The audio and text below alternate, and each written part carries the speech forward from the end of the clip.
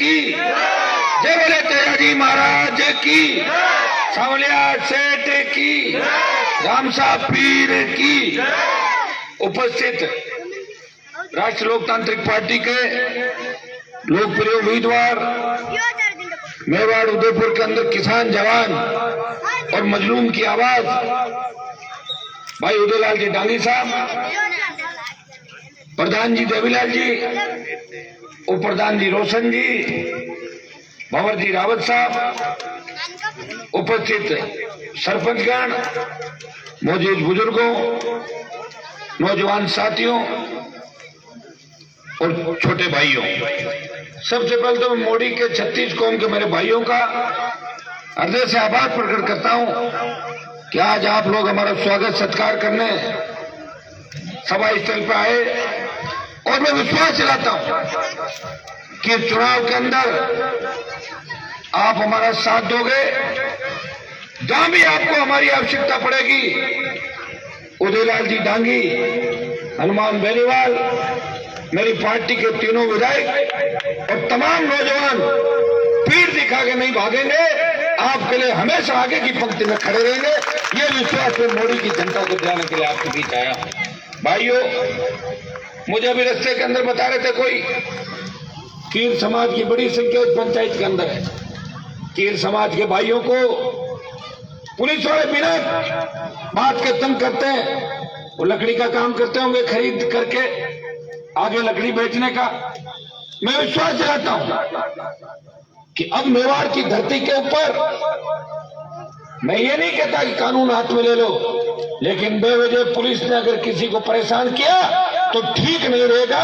यह भी मैं राजस्थान की सरकार को चुनौती देना चाहता हूं।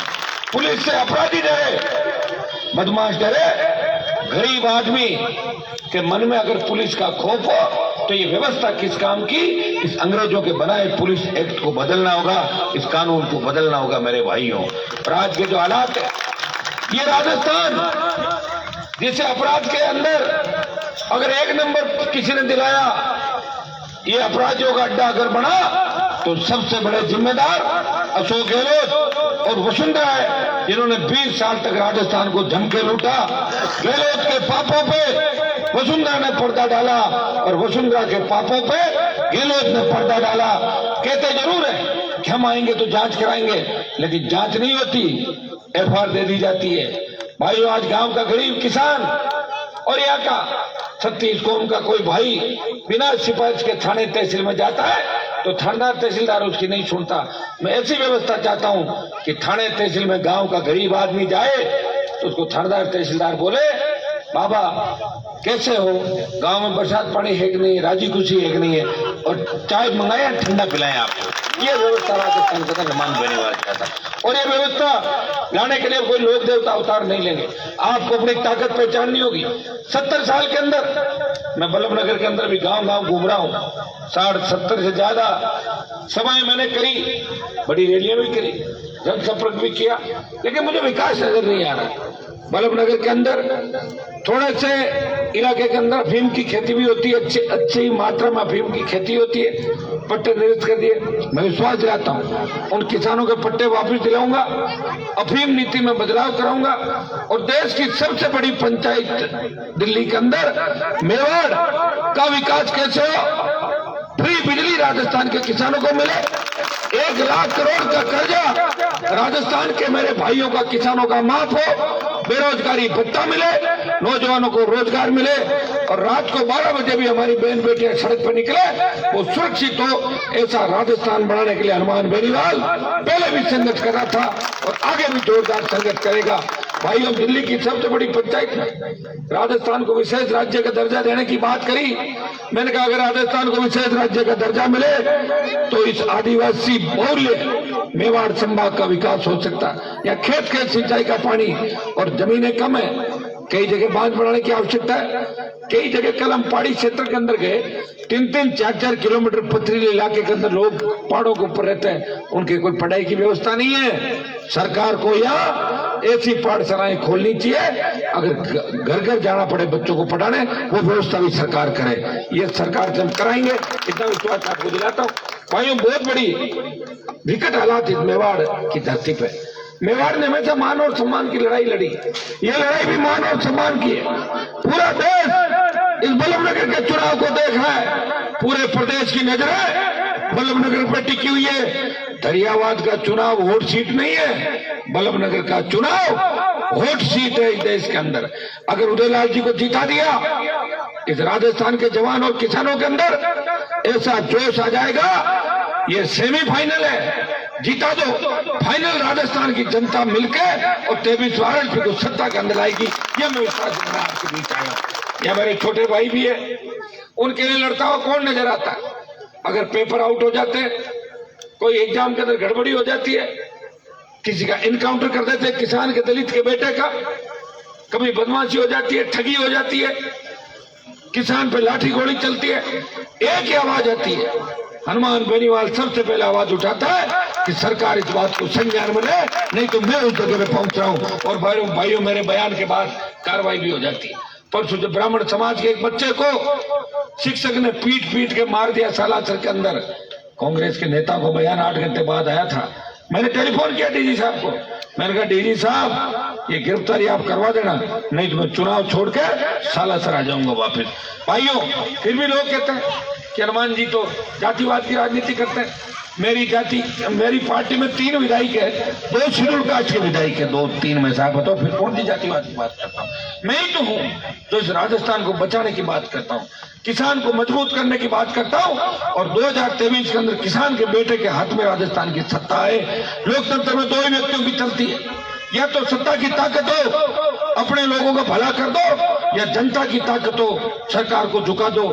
सत्ता की ताकत हमारे पास नहीं है, लेकिन जनता की ताकत हमारे पास है। अभी कोरोना काल के अंदर हमने बड़ी रैलियां और बड़े आंदोलन नहीं किए। आपके स्वास्थ्य की चिंता है मुझे, चुनाव से ज्यादा आप लोग स्वस्थ रहो, ये चिंता हनुमान बेनीवाल करता है। भाइयों सरकार ने तो मरने के लिए छोड़ दिया था, दिल्ली वालों ने छोड़ दिया, और गहलोत ने तो पूरा ही मरने के लिए छोड़ दिया।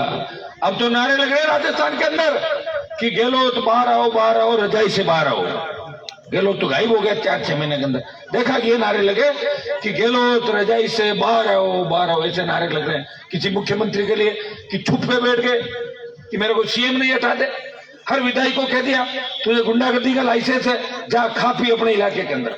हर इलाके का कांग्रेस का विधायक मुख्यमंत्री हो गया, डीवाईएसपी और थानेदार मनमर्जी का लगा रहा है, और लूट मार चल रही है राजस्थान के अंदर। भाइयों ऐसी स्थिति कभी नहीं बनी थी। वसुंधरा के टाइम भी पोपाबाई का राज था, और गहलोत के समय भी पोपाबाई का राज है राजस्थान के अंदर। दूसरे कांग्रेस के नेता मुख्यमंत्री बनना चाहते हैं, और बीजेपी विपक्ष की भूमिका नहीं निभा पा रही है। बीजेपी ने जिसको यहाँ प्रत्याशी बनाया, गांव के अंदर लोग उनको जानते नहीं है, मैं उनके बारे में ज्यादा नहीं जानता। इतना ही कह सकता हूं कि अब की बार डांगी जी के साथ अन्याय हुआ है, और तीनों जो चुनाव लड़ रहे हैं अलग अलग, कांग्रेस, भाजपा और निर्दलीय, उन तीनों को आपने परखा है। बीजेपी का विधायक मंत्रियां देखे, कांग्रेस के लंबे समय तक देखे, और तीसरे निर्दलीय को भी 2 बार आपने मौका दिया, लेकिन बल्लभनगर में विकास नहीं हुआ। अब की बार 2 साल के लिए मौका किसान के बेटे उदयलाल डांगी को दो। मैं विश्वास दिलाता हूं कि 2 साल में इतना विकास होगा जितना 70 साल के अंदर नहीं हुआ। ये भरोसा आप लोगों के बीच मैं मांगने के लिए, आपका भरोसा दिलाने के लिए आया हूं। भाइयों आह्वान करता हूं कि उठो, पूरा देश आजाद हो गया, राजस्थान आजाद हो गया। हमारे रणबांकुरों ने इस देश को आजाद कराने के लिए बड़ी लड़ाई लड़ी, लेकिन बल्लभनगर अभी भी राजनीतिक रूप से आजाद नहीं हुआ। खौफ और डर के साए के अंदर लोग जीते हैं। यहाँ पे किस चीज का डर है आपको? हनुमान बेनीवाल अकेला इस देश के अंदर लड़ रहा है। जब देश के किसानों को आवश्यकता पड़ी तो मोदी जी से भी टाटा बाय बाय करके सड़क पे किसानों के साथ अगर देश का एक सांसद बैठा, हनुमान बेनीवाल था, तो किसानों के मान और सम्मान की लड़ाई देश के अंदर लड़ा था। इस प्रदेश की विधानसभा के अंदर जब कांग्रेस और बीजेपी हाथ मिला लेते हैं, तो आरएलपी के तीनों विधायक दोनों के खिलाफ मोर्चा खोलते हैं, और सड़कों पे कोई संघर्ष कर रहा है तो आपका भाई हनुमान बेनीवाल प्रत्येक व्यक्ति के लिए संघर्ष करता हुआ नजर आएगा। भाइयों अपनी ताकत पहचानो।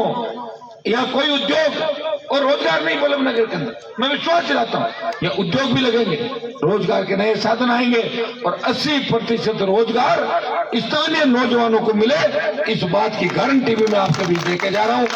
लंबी चौड़ी बात नहीं कहूंगा, आपके बीच हूं, आप आशीर्वाद देना। इस बार एक मौका उदयलाल जी को आप देना।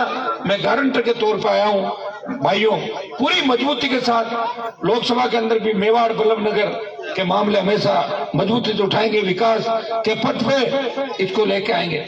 हो सकता है कि आपके सांसद को तो प्रधानमंत्री से मिलने में 1 साल का समय लग जाए, लेकिन हनुमान बेनीवाल जब चाहे देश के प्रधानमंत्री से मिल सकता है। इस बात का भी भरोसा मैं आपको भी दिलाना है। दिल्ली के काम भी होंगे और राजस्थान की गूंगी बेरी सरकार अगर किसी से डरती है, वो राष्ट्रीय लोकतांत्रिक पार्टी से डरती है, वो भारतीय जनता पार्टी से डरती है। आरएलपी का 3 विधायक में चौथा विधायक उदयलाल डांगी के रूप में आप दो। मैं मेवाड़ और बल्लभ नगर के विकास के लिए हमेशा तैयार रहूंगा। इस गांव की और भी पानी, बिजली, सड़क की मैंने देखी हालात खराब है।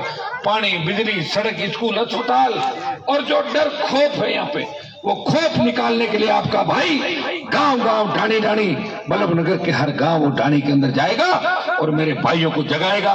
ये SC ST OBC के वोट 2 लाख से ज्यादा भाइयों और ब्राह्मण समाज के वोट मिलाए तो संख्या जाती है 2.5 लाख के करीब। उसके बावजूद आप अपना विधायक नहीं बना पा रहे हो।